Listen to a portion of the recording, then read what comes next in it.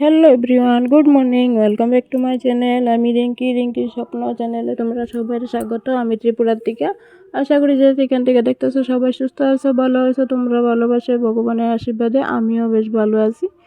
তো আশা করি তোমরা ভিডিওটা লাইক দেওয়া শুরু করবা, আর ভিডিওটা কেমন লাগছে কমেন্ট করে জানাইবা অবশ্যই। সকালবেলা ঘুম থেকে উঠে দেখি দরজার সামনে একটা মহাদেব দ্বার রয়েছে, তো এটাকে প্রণাম করলাম। তারপর আম দিলাম, মালিকের ঘর থেকে আম দিল।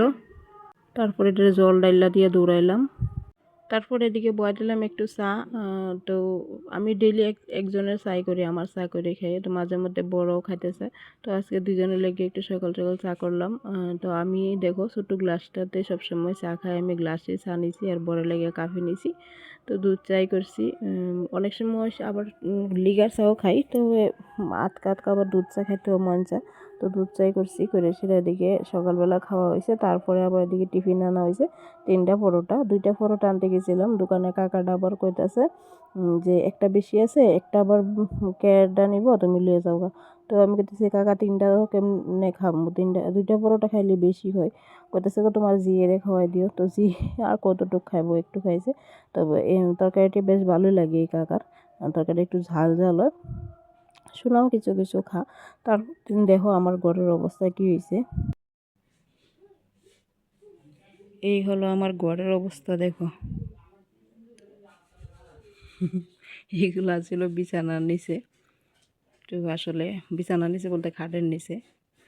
তো খাটের নিচের সব ব্যাগ পত্র ডাব্বা ডুব্বা সব এদিকে রাখে দিয়েছি। অবস্থা দেখো, অন গুছাইলই, কারণ খাটটা কি হয়েছে চলো দেখাই। খাটটারে রং করা হইতেছে, ওই খাটটা মানে বিক্রি করে দিছে একজনের কাছে। তো নতুন খাট 2 বছর হয়েছিল খাটটা আনছি, মানে পাশের ঘরের মাসি কইতাছে যে সেম খাট তানে মায়েরে দিব বানাই দিতে। তো তার লেগে সোনার বাবা কইছে আমরা রেডি, তুমি নিয়ে নাও, আমরা আরেকটা নিয়ে আমো। তো এইটা তার দিয়া একটু রং করে আমরা আবার আরেকটা নিয়ে আমো, ওই যে রং করতেছে।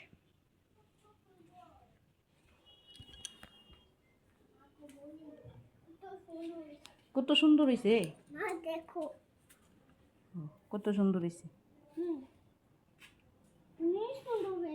অনেক সুন্দর হয়ে গেছে।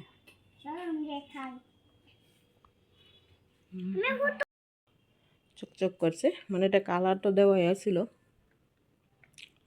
শুধু মানে জিগ জায়গায় মানে করছে ওইটা দিছে। তো এখন নিয়ে যেতেছে, গাড়িতে উঠাইতেছে। চলো এটা বিক্রি করে ওইটার টাকা দিয়ে আবার আরেকটা কিনে হইব। আমরা 2 বছর আমরা ঘুমাইছি এটার মধ্যে, 2 বছর ইউজ করছি।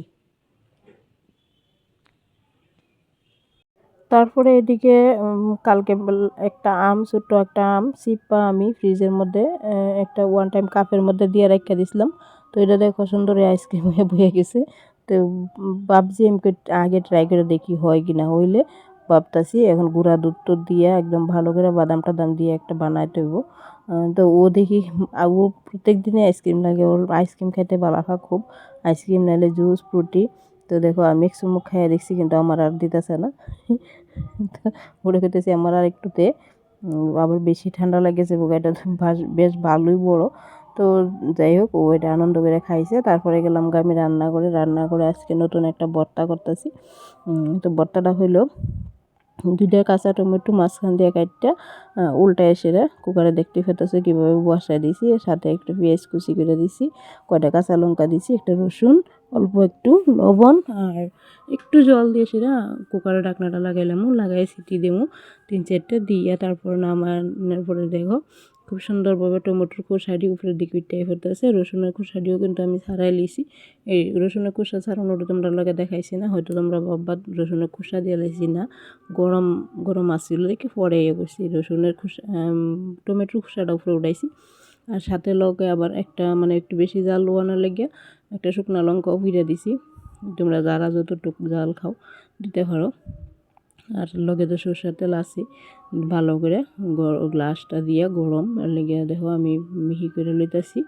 করে সেটা কিন্তু খাইতে বেশ ভালো লাগছে গরম ভাতের লগে, অসাধারণ একটা ভর্তা। টমেটো পিঁড়াও তো ভর্তা অনেকেই খাই, আমরাও খাই, তোমরাও খাও। এইভাবেও একবার খেয়ে দেখতে পারো, বেশ ভাল লাগছে কিন্তু গরম ভাতের লগে। তো অবশ্যই তোমরা খেয়ে দেখতে পারো। আর আমি ফাটার উপরে রেখে লইছি, কারণ ফাটার মধ্যে মশলা বাড়ছি তরকারি করার লাগে। আর তরকারিটাও একটু অন্যরকম, তোমরা লগে শেয়ার করতেছি। আমিও নিজে কোনো দিন এমনভাবে খাইছি না।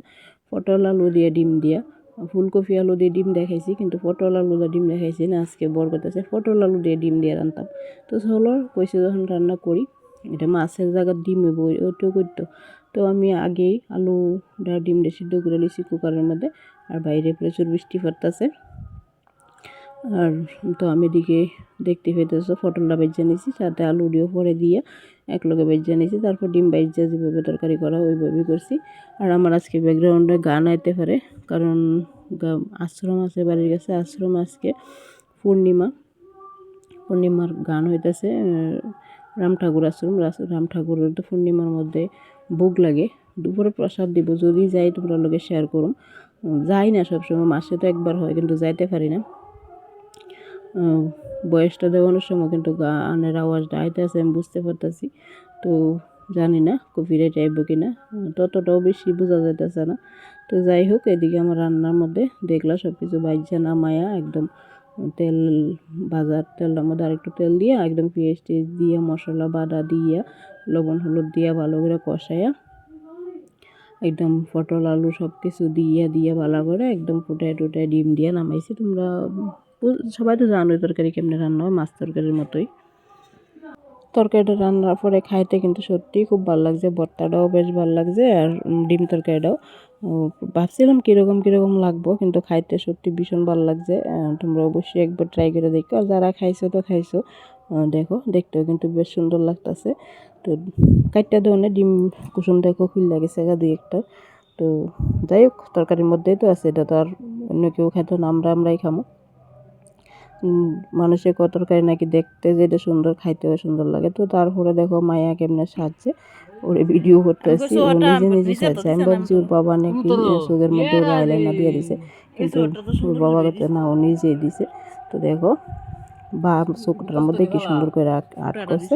তো এর লিগে তোমরা একটু দেখাই দিয়েছিলাম কেমন লাগছে আমার আজকে রান্না বান্না, আমাদের ঘরের খাট বিক্রি সব কিছু মিলাইয়া মেয়ের সাজগুজ। তোমরা অবশ্যই কমেন্ট করে জানাবে, যারা এতটুকু দেখছো তাদের অসংখ্য ধন্যবাদ, অনেক ভালোবাসা। আজকের মতো এখানে বিদায় নিয়ে দিয়েছি। লাস্টে আমরা মা মেয়ের এই কাণ্ডগুলা দেখায় শেষ করতেছি। আর আমি পান খাইছিলাম, মুখ লাল হয়ে দিছে জিব্বা। তো আজকের মতো এখানে টাটা, সবাই সুস্থ থেকো।